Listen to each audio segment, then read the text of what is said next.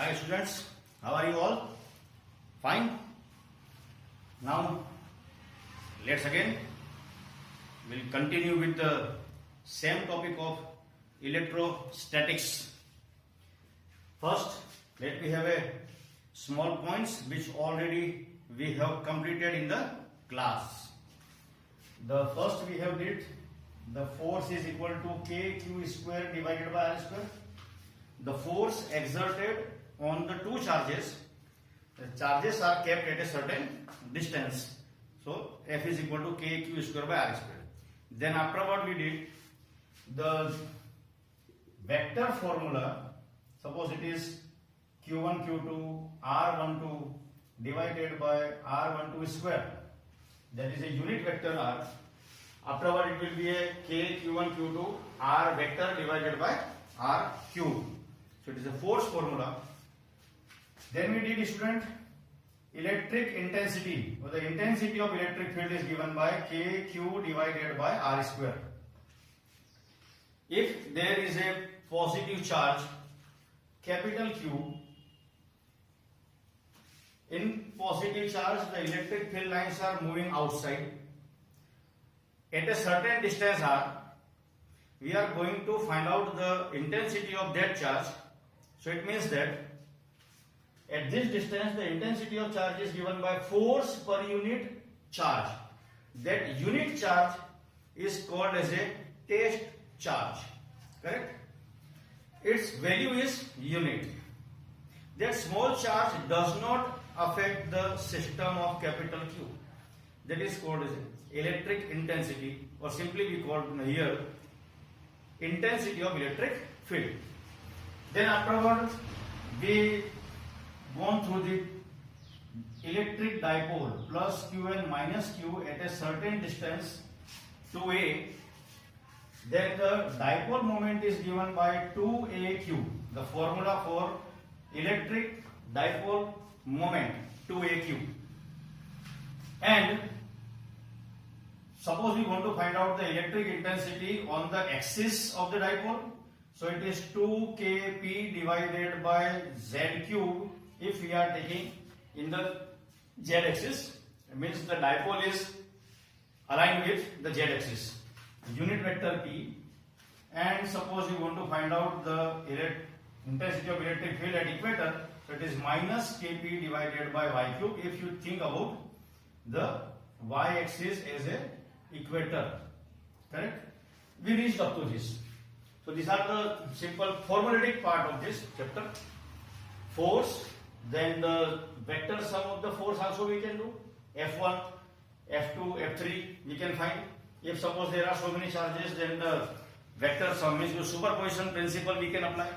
Similarly, it's the electric intensity due to one charge. The electric intensity can also be found because due to the so many charges. So here we put the summation. Then the concept of electric dipole. The electric dipole is plus q and minus q with the same magnitude and opposite polarity at a certain distance 2a. So the moment of that electric dipole is given by P is equal to 2aq. And you want to find out the dipole moment on the axis and the dipole moment on the equator, correct? So two formulas are there. Now we'll just move ahead with the next topic. Suppose this dipole, electric dipole, is placed in a uniform electric field. Suppose we are thinking about here one type of field is given. Naturally we know that the electric field is moving from plus q to minus q. It no need to write down this one. Symmetric parallel lines shows that there is a uniform electric field. Exactly, student, if you think there is a single charge, in the single charge the electric lines or the field lines are moving away in the positive charge and going inside the negative charge. Naturally there is an angle, but we know that at a large distance the rays are behave like a parallel lines. So we are thinking about the same concept here. Suppose the electric field lines are uniformly distributed, then suppose I put here a dipole with the plus q and minus q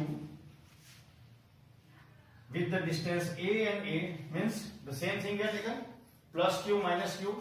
A dipole is placed in a uniform electric field. What happens? Naturally, formulated part we are going to write here. The concept is, whenever the dipole is placed in a uniform electric field, a torque is produced. Students, I am talking about the torque. You know that the force is a physical quantity for the linear motion and torque is a physical quantity for rotational motion. So for the rotational motion, the distance or the r or position vector is very necessary. Correct? So here the torque is produced. This is suppose the midpoint. Rays are parallel. The one force is applied here, that is called as a QE. Naturally, here we have written that F by Q is called as a E. So F is equal to QE, guys. Correct? One force. Then there is a second force, that is minus QE. Correct? And you know that whenever the two equal and opposite forces are applicable to the dipole, a rotational motion came into existence. Correct, guys? Rotational motion will come. So rotational motion, naturally the torque will come. Previously we know that the formula for torque is nothing but R cross F. The 11th standard for the mechanical system, you know that when the position vectors of two any points are given, the rotational motion is produced. Because of rotational motion, we are taking a torque is produced. So torque is given by Rf sin theta. This is a very common concept. We are talking here that because of the dipole is placed in the uniform electric field, a torque is produced. For mechanical system, the torque is given by R cross F. Rf sin theta, guys. Depend upon theta. If theta is 0, naturally there will be no force. And if theta is 90, there will be a more torque. Correct? Now here the torque is given by P cross E. All are in a vector quantity. So P is sin theta. So torque is given by P E sin theta. Students, we can directly prove that this dimensional formula also correct for this. Now you can see that E. P is nothing but 2AQ. Correct? The P given by 2AQ and that is a E. But we know that QE is equal to force and A is a dimension formula of distance. So see that once again, the mechanical property of the torque, we just have the same dimensional formula as a electrical property of the torque. Correct? So P sin theta is nothing but the formula for torque. If I give the sum in the form of vector quantity, then by the cross multiplication determinant method you can easily find. If I give the value of theta and the value of P and Q normally, the value of torque can be easily find out. So dimensionally here we proved that torque is given by PE sin theta. So this is our one more formula. Correct? The electric dipole placed in a uniform electric field. Now the question comes, here we can say that in a uniform electric field, only rotational motion can be found. If dipole is placed in a non-uniform electric field, what happens? So here we are taking two types of the degree of freedom is acceptable. One, rotational motion as well as linear motion can be seen or is seen. Correct? So when the dipole is placed in a non-uniform electric field, two types of the motion we are getting, rotational motion with the linear motion. Guys, you can do the experiment with kanga and kagaj, correct? Comb and paper. A small piece of paper when rubbed with any type of the fur-like material and the comb is there, or comb is also to be rubbed with the maybe with the help of natural hairs. You bring it toward the piece of paper. The piece of paper will move up with the rotational motion because comb doesn't have a uniform electric field. बराबर? इसको हिंदी में एक बार अगर किसी कंघे को sir पे बाल पे घिस करके, ठीक है, यहाँ पे गंजों की बात नहीं हो रही है, बाल पे घिस करके रखा जाए तो कंघे के ऊपर नॉन यूनिफॉर्म इलेक्ट्रिक फील्ड पैदा होगी और कागज का पीस जो रखा हुआ है वो कंघे की तरफ चलेगा, मतलब कि मूवमेंट होगा, लेकिन मूवमेंट ऊपर की तरफ होगा मतलब लीनियर मोशन, और वो गोल घूमता हुआ ऊपर आएगा मतलब रोटेशनल मोशन। तो उसका फॉर्मूला इसके साथ ही हम आगे बढ़ा सकते हैं कि लीनियर मोशन का फॉर्मूला हमें पता है, रोटेशनल मोशन के अंदर में p sine theta we can take. And one more topic just we'll take here, that is called as a electric flux. What is the meaning of the flux? Correct, guys? Suppose we have any area. Out of this, we have selected one type of a small area.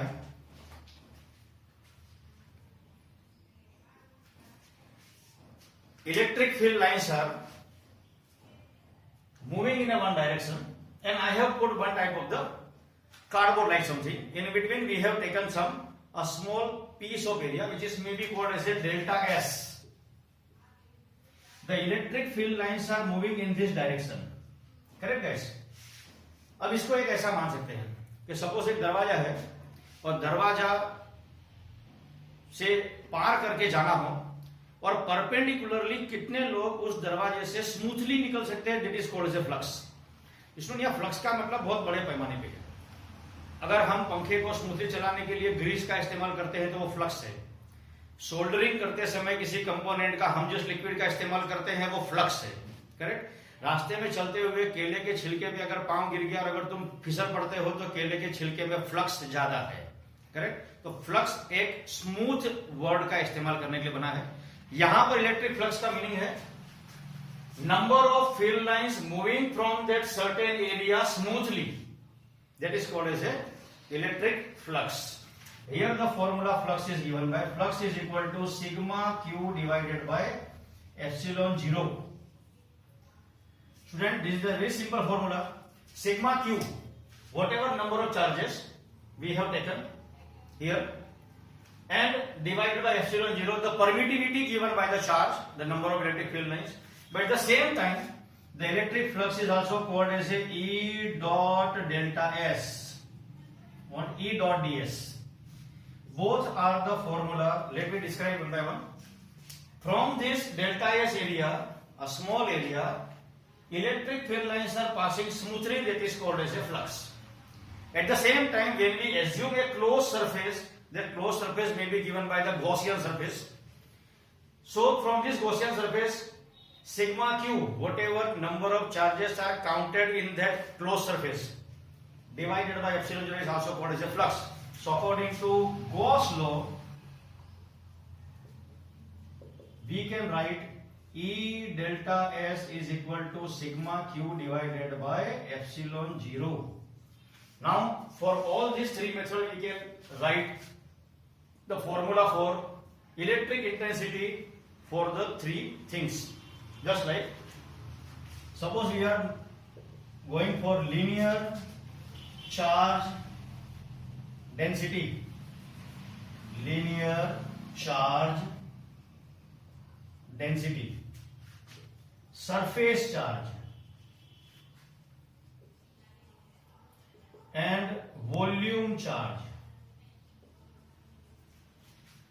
We can think about the three topics for the flux or for electric field: linear charge density, surface charge density, and volume charge density.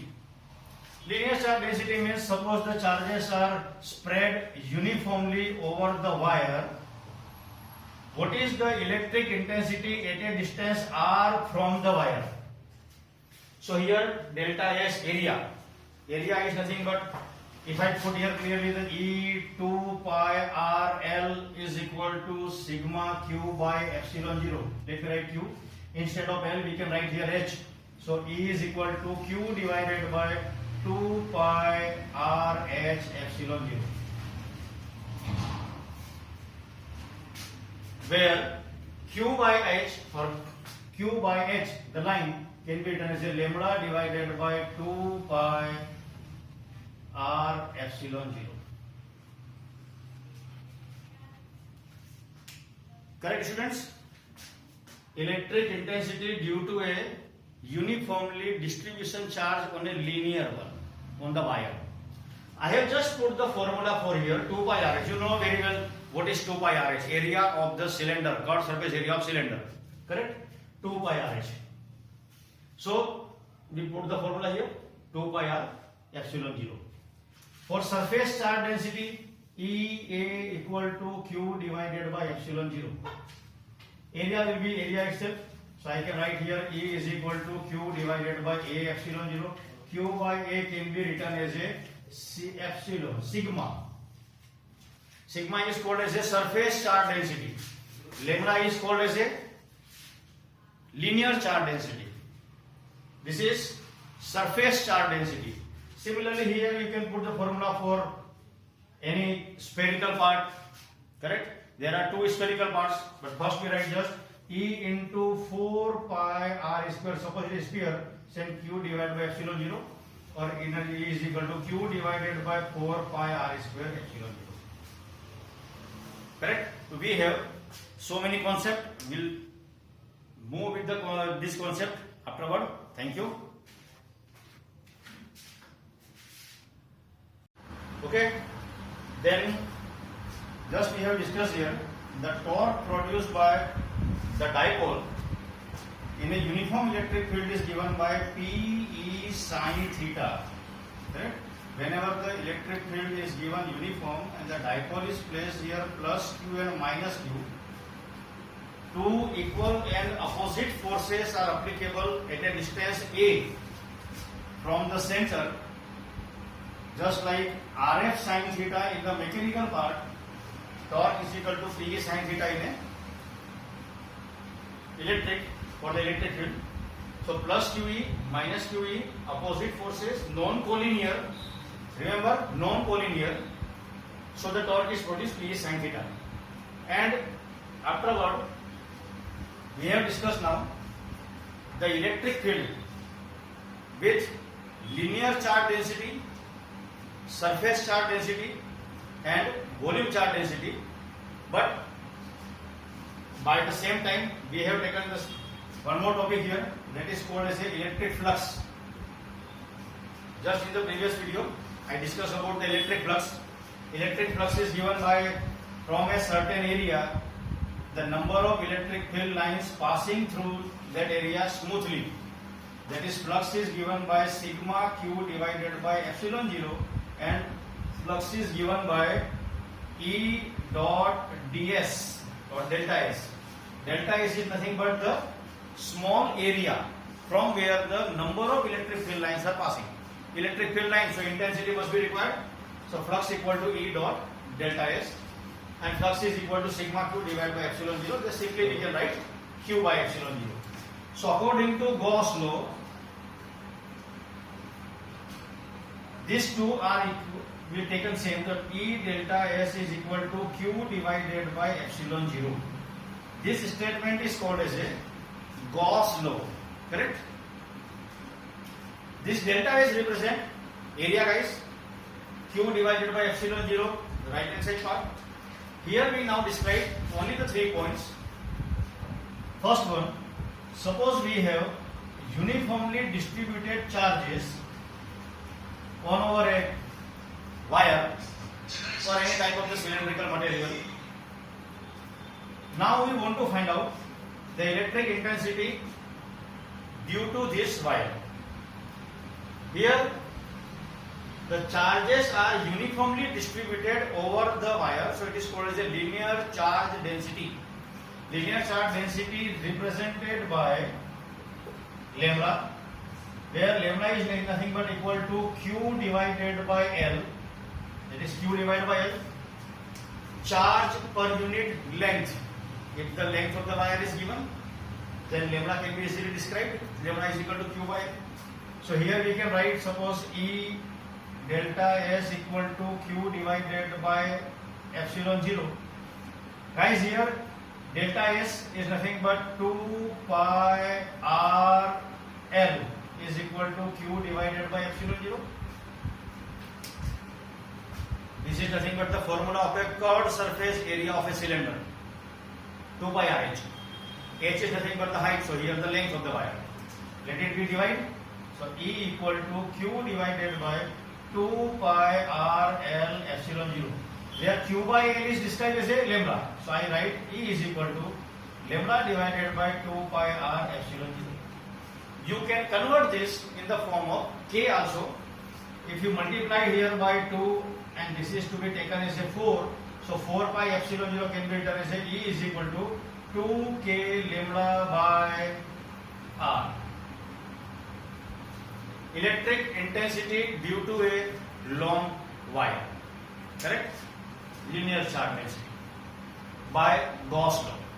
Secondly, we can write surface charge density sigma. Surface charge density means suppose any type of the plate is given where the charges are distributed uniformly from this at a certain distance from the point B, either of the direction, either this or this direction. We'll write the same thing here. E delta S equal to Q divided by epsilon 0. Delta S is nothing but again the area, so we'll write just area only because we don't know what is or which type of the seed we are taking. Correct? So let it be A, and A goes to divide, so E equal to Q divided by A epsilon 0. But guys, we know that Q by A, just like lambda Q by L, so this is called as a Q divided by A. I write E is equal to sigma divided by epsilon 0. Correct? After what we described, here just it is sigma divided by epsilon 0. There are two surfaces on one side and second side. So afterward we will write here it is a two area. So it is E is equal to sigma divided by 2 epsilon 0. The concept will be very useful when we describe the charge by induction in capacitor. Correct? So second point. The third point, volume charge distribution, which is maybe written as a rho we can write. So it will be a Q divided by volume. Here we will describe the theory into two parts. Here we are not going to follow this. Simply we will take first, if we think about the sphere or cell. You know guys, what is meant by the cell? Khali gola. The charges are uniformly distributed over the surface of the sphere with the radius r. The first one, electric intensity inside the cell. Electric field intensity inside the cell is always 0. Correct? The electric intensity on the surface, that is suppose like KQ divided by R square. On the surface, KQ divided by R square. The electric intensity outside is suppose KQ divided by R square, where R is more than R. Correct, students? This is very important. Suppose we have taken the spherical cell, electric intensity is 0 inside the cell. Electric intensity on the surface will be same as what is the radius of the sphere, and electric intensity outside the spherical cell depend upon whatever distance you are taking. So these three formulas, remember E equal to 0 inside the cell. Correct? And the same thing when we have taken the sphere. Here the meaning of sphere is not a cell, it is a just like a हम बोलते हैं भरा हुआ गोला, अंदर से भी वो भरा हुआ है. So here electric intensity first E equal to KQ divided by R square. Secondly, E is equal to KQ divided by R square, and third E is equal to KQ divided by R square. Here inside, on and outside, इन दोनों में सिर्फ फर्क है, same to same है. लेकिन अगर cell है तो अंदर इंटेंसिटी 0 है, लेकिन अगर भरा हुआ गोला है तो अंदर भी इलेक्ट्रिक इंटेंसिटी उतनी ही मिलेगी जितना कि उसका रेडियस. मतलब यहाँ पर दोनों की इलेक्ट्रिक इंटेंसिटी सेम मिलने वाली है. बाकी अगर हम बाहर जाते हैं तो स्लोली उसकी इंटेंसिटी कम हो जाएगी. Then electrostatics, this much part of the force and electric intensity and the electric flux with the Gauss law is going to be explained. Nothing else. Remaining theoretical part we'll do afterward. Thank you.